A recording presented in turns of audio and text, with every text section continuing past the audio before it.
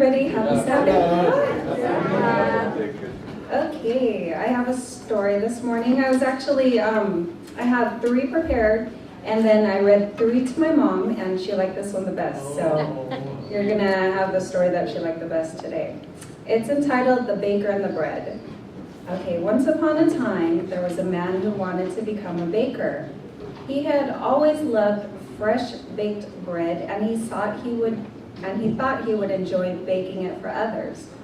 So he checked around town to find the best location for a new business. He got a corner lot, hired the town contractor, and soon had his bakery ready to open.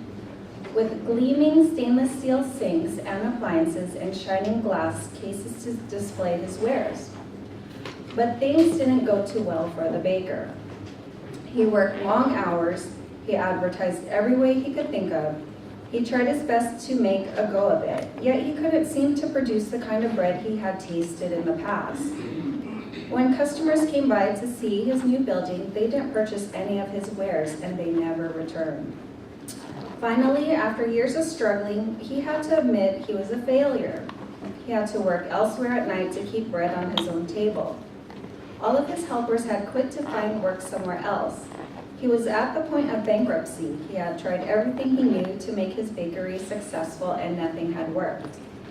Just when he was ready to give it up completely, someone came along and said to him, "Have you ever heard of flour?" And he said, "I beg your pardon, have I missed something?" And they said, "Yes, you sure have." He hadn't tried that before, but somehow it sounded good to him. And when he began using flour, it made all the difference. No matter what business you are in, you have to understand certain basic requirements if you ever hope to succeed. You can't keep a bank going without money. You can't run a railroad without trains. You can't run an automobile agency without cars. Now, I can't tell you how many times I've met people who have struggled for years to be Christians with nothing but failure. And then someone comes along and says to them, "Have you ever heard of righteousness of Christ instead of your own?" And they say, "I beg your pardon, have I missed something?" "Yes, you sure have." What about living the Christian life?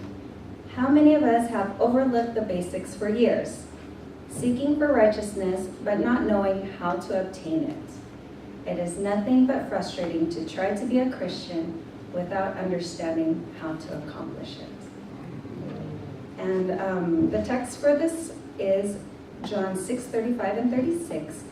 Jesus said unto them, "I am the bread of life.